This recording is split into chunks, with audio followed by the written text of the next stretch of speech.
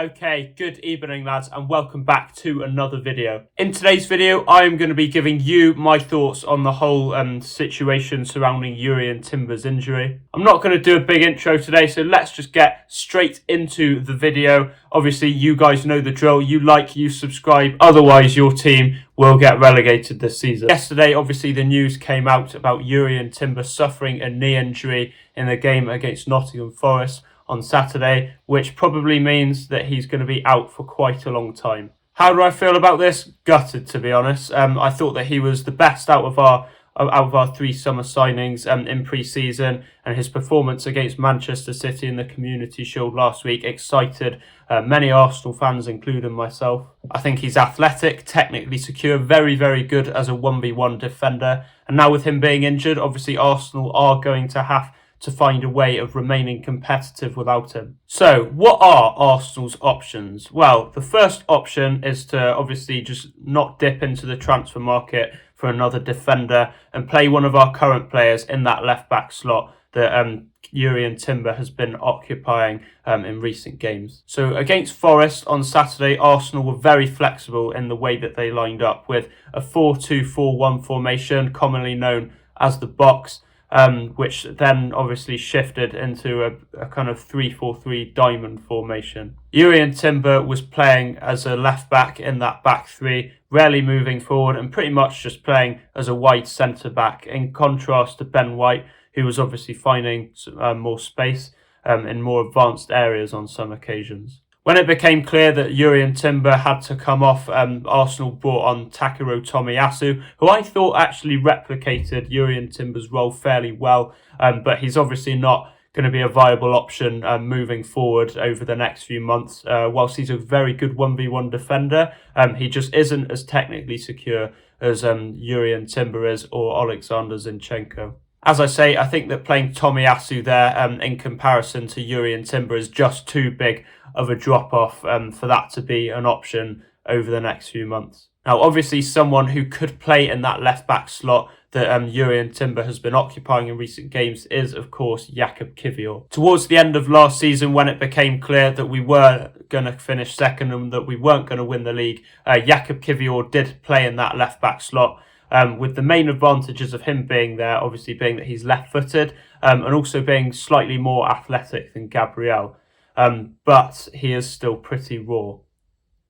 Now, obviously, when it became apparent that Arsenal were not going to be winning the league last season, Arteta tested out Jakub Kiwior in that left-back slot, with the main advantages of him being there being that he's left-footed, he's slightly more athletic than Gabriel, who would be our only other left-footed centre-back option there. However, Jakub Kiwior is still pretty raw. I don't think Kieran Tierney is good enough to play in that left-back position, and as for Zinchenko, he's obviously still injured at the minute, and we might need to play one of William Saliba or Ben White in that left-back slot, which is obviously going to be a little bit of a risk considering the fact that neither of those players have played there before. And then, of course, we've obviously got Gabriel, who I personally don't think is quite good enough to play in that left-back position. Obviously, I like him as the centre-back in the middle of that back three, but I just don't think he's quite athletic enough to play as a wide centre-back. However, once Zinchenko obviously returns to the team, he's obviously not going to be playing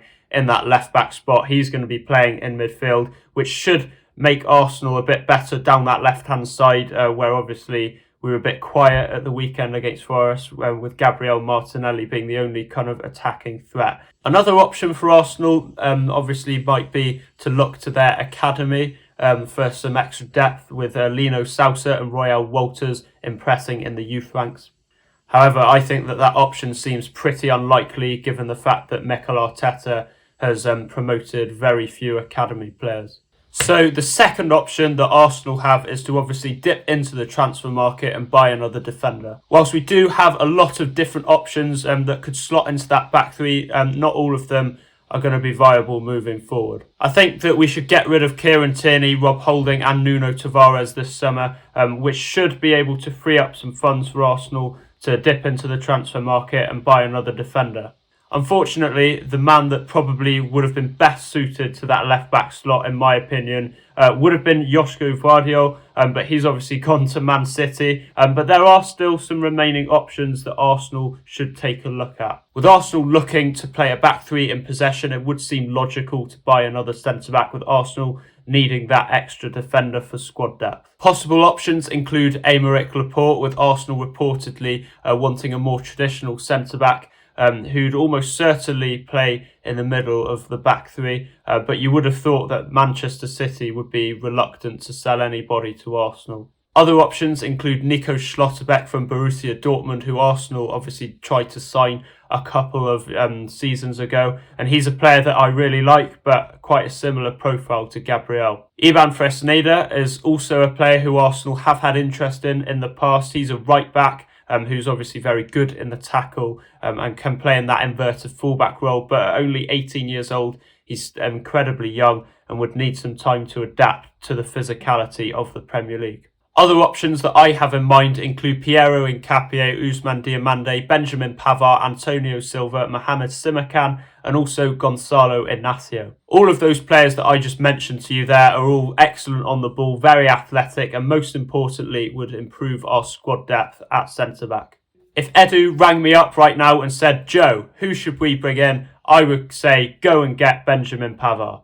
Pavard has obviously been heavily linked with a move to Manchester United this summer, and with Pavard reportedly keen on a new challenge, Bayern may be forced into selling the Frenchman. With the Harry Maguire to West Ham deal seeming to stall, now might be a good time for Arsenal to put an offer on the table. You might be thinking, Joe, why would you choose Benjamin Pavard as an extra centre-back option for Arsenal? Well, I think that he's a very experienced defender at the top level, with his time at Bayern winning the treble, and also being such a key player in that France team that won the World Cup back in 2018. If Arsenal are indeed serious about challenging for major honours such as the Premier League and the Champions League, I think that having a player of Pavard's ability and experience would be incredibly important for Arsenal. He can play at centre-back as well as that right-back position. He's obviously very, very good on the ball and may be available for a reasonable price this summer, which you can't necessarily say the same thing about some of the other